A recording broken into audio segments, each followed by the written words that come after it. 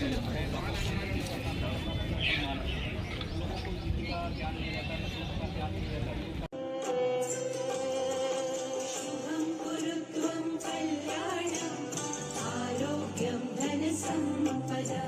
तालियों में वो जोश होना चाहिए कि आप परम सम्मानित का अभिनंदन करें, स्वागत करें।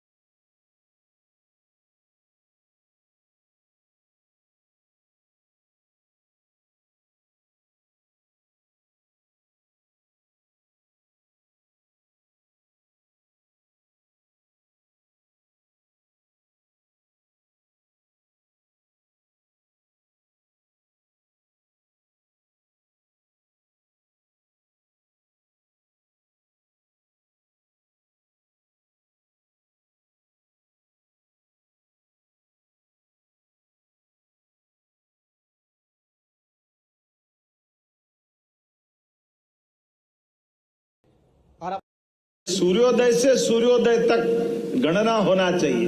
ये 24 घंटे की गणना का हिसाब क्या है? 24 घंटे से फर्क नहीं पड़ता है। वास्तव में गणना इस सूर्योदय से अगले सूर्योदय तक होना चाहिए। ये मध्य रात्रि में 12 बजे बाद दिन बदल जाएगा, इसका कोई हिसाब नहीं। इसलिए अपनी प्राचीन गणना में 30 मुहूर्त है। आज सूर्योदय से लगा करके कल सूर्योदय तक 30 मुहूर्त है।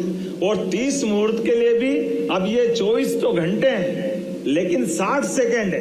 अब 60 सेकंड को हमने ही निकाल लिया कि 60 सेकंड का 1 मिनट हो जाएगा या 60 मिनट का 1 घंटा हो जाएगा।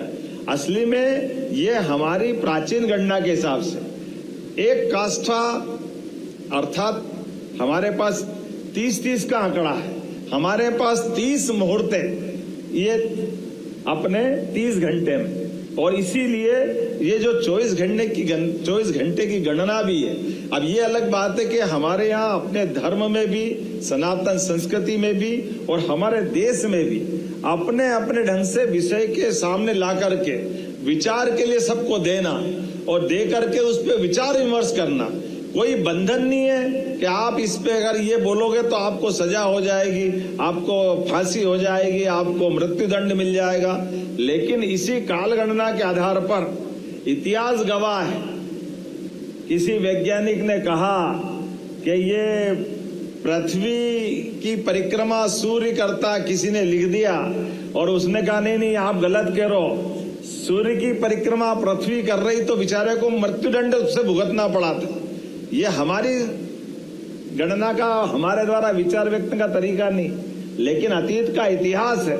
इसी बात के लिए कि जो एक बार कह दिया उसको बदलोगे नहीं। अरे भाई क्यों नहीं बदलना चाहिए?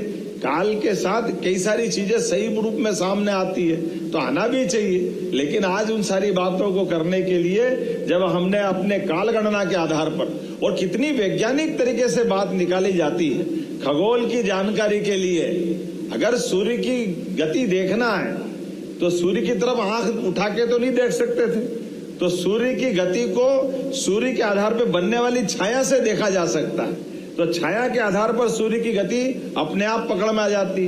इसलिए सूर्य की गति के आधार पर शंकु यंत्र के माध्यम से सूर्य की छाया दिन और रात बराबर कब रहेगा वो अपने आप मालूम पड़ जाता है। सबसे बड़ा दिन, सबसे बड़ी रात मालूम पड़ जाएगी अपने आप। अगर हमने कहा कि ये भारत में है और भारत में भी सेंटर पॉइंट अपना उज्जैन है और उज्जैन का सेंटर पॉइंट भी ये भी दोलायमान है, और दोलायमान होते होते आज वो उज्जैन से भी 32 किलोमीटर दूर डोंगला में गया है। तो डोंगला में जाने के लिए उसकी जाने आने की स्पीड क्या है, वो स्पीड का भी हिसाब ध्यान में आना चाहिए। वो स्पीड है एक दोलायमान करने में 35 किलोमीटर उज्जैन से इधर और 35 किलोमीटर उधर, तो लगभग 5000 साल, मतलब 27,500 साल लगेंगे आने जाने में।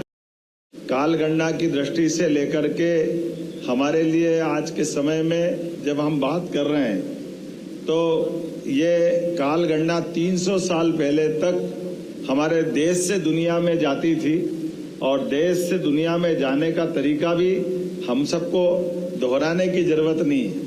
हम सब सौभाग्यशाली हैं कि हमारे अपने व्रत त्योहार भी, जितने त्योहार जन्माष्टमी से लेकर के ये सारे त्योहार अंग्रेजी तिथि से नहीं आते। संयोग से वो अंग्रेजी तिथि पड़ती है तो हम मान लेते हैं कि ये अंग्रेजी तिथि की है, लेकिन अंग्रेजी तिथि वो बदलती रहती है। लेकिन अगर हम ये देखें कि हमारे वर्ष की गणना का जो हिसाब तिथियों के माध्यम से बनाया गया, तो ऋतुओं को भी बांध के रखा है। हमारी 6 ऋतुएं हैं और 6 ऋतु कमोबेश उसके आसपास ही घूमेगी। सावन के महीने में वर्षा आएगी तो आना ही आना, भादवा में झड़ी लगेगी तो अब हमसे ज्यादा कौन जानेगा मध्य प्रदेश में, जहां देखो वहां बांध भर ही रहे कि नहीं भर रहे, चारों तरफ से पानी पानी आ रहा है। तो ये जो भादव की झड़ी, सावन का हरा और कुंवार के कार्तिक से जो एक एक महीने का हिसाब किताब, अगर हमारे लिए 15 दिन अधिकतम जो अपना अधिक मास तीसरे साल जाकर के तिथि गणना के हिसाब से, अगर वो, अब ये अलग बात है कि CF जून 30 के, बाकी के 31, 28 की फरवरी, चौथे सन 29, ये अंग्रेजी सिस्टम में आए तो सही लाइन पे, लेकिन आए तो हमारे बाद ही आए। अभी ये बताने में अगर अंतर करें सूर्योदय और सूर्यास्त का, तो हम में से सब जो हम कह रहे हैं उसका प्रमाण प्रकृति में ढूंढे, तो प्रकृति के आधार पर अगर अपन देखें तो ज्वार और भाटा समुद्र पे ही अधिकतर असर क्यों डालते हैं। अर्थात जब चंद्रमा नीचे आएगा और ज्वार भाटा के कारण से पानी की लहरें ऊपर उठेगी, तो ये प्रकृति सिद्ध कर रही कि हाँ हमारी तिथियों की गणना सही है, तभी तो वो अपना असर डालेगी। अन्यथा ज्वार भाटा तो, और इससे भी आगे मेंटल हॉस्पिटल पे अधिकतम समय मरीजों की संख्या बढ़ती है और डॉक्टरों को विशेष निर्देश देते हैं कि अमावस पूनम के दिन विशेष रूप से मरीजों के लिए चिंता भी करना, और बाहर से भी मरीज आएंगे।